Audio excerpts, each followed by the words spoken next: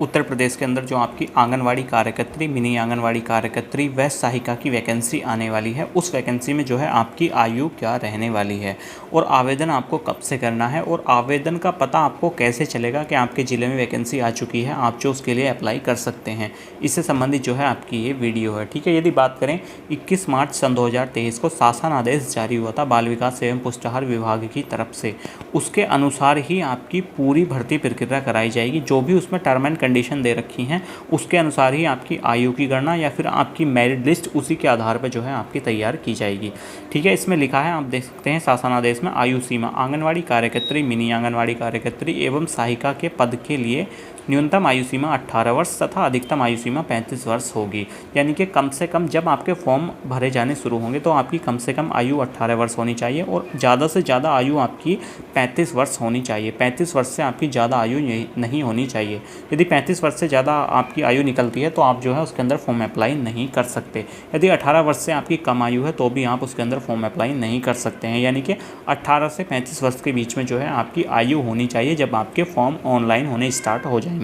ठीक है, यदि बात करें आपकी आयु के संबंध में, आंगनवाड़ी कार्यकर्त्री, मिनी आंगनवाड़ी कार्यकर्त्री एवं सहायिका के लिए हाई स्कूल अंक तालिका एवं प्रमाण पत्र में अंकित जन्म तिथि ही मान्य होगी।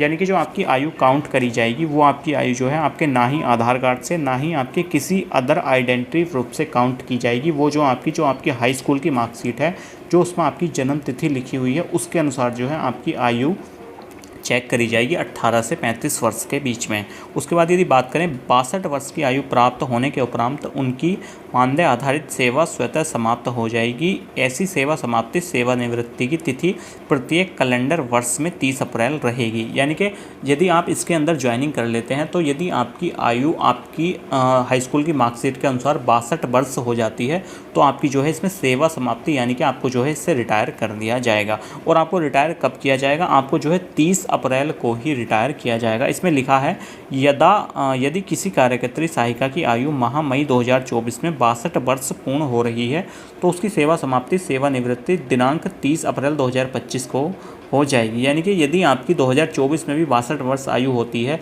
ठीक है, और अप्रैल का महीना निकल चुका है तो आपकी जो है अगले साल 30 अप्रैल को ही जो है आपकी रिटायरमेंट की जाएगी। ठीक है, और जो आपकी मानदेय है बाकी समस्त बचे महीनों का तो आपको जो है मानदेय दिया जाएगा।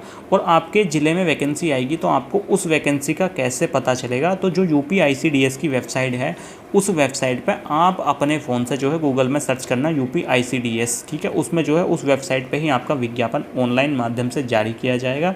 ठीक है, और ऑनलाइन माध्यम से ही फॉर्म भरा जाएगा। UPICDS की वेबसाइट पे ही आपको जानकारी मिलेगी जब आपके ज़िले में वैकेंसी आएगी। ठीक है, दूसरा माध्यम यह है, आप जिस ज़िले के रहने वाले हैं तो आपके ज़िले के अंदर जो समाचार पत्र है, ठीक है, चाहे अमर उजाला, दैनिक जागरण, कोई सा भी समाचार पत्र हो, आपके ज़िले का समाचार पत्र, ठीक है, उसके अंदर जो है विज्ञप्ति जारी की जाएगी आपकी वैकेंसी से संबंधित, कितने पद हैं, कब फॉर्म ऑनलाइन करने हैं। ठीक है, तो समाचार पत्र के माध्यम से भी आपको जानकारी दी जाएगी और जो UPICDS की वेबसाइट है उसके माध्यम से भी आपको जानकारी दी जाएगी। आंगनवाड़ी भर्ती से संबंधित कोई भी जानकारी आती है आपको इस YouTube चैनल के माध्यम से भी बताया जाएगा। आपका आंगनवाड़ी का व्हाट्सएप ग्रुप है 9758473185। इस मोबाइल नंबर पर व्हाट्सएप SMS करके आप आंगनवाड़ी ग्रुप में जुड़ सकते हैं। आपकी कुछ भी क्वेरियाँ आप हमें कमेंट बॉक्स में बता सकते हैं। चैनल को सब्सक्राइब करें, वीडियो को लाइक करें, वीडियो को ज़्यादा से ज़्यादा शेयर करें। चलिए, थैंक यू।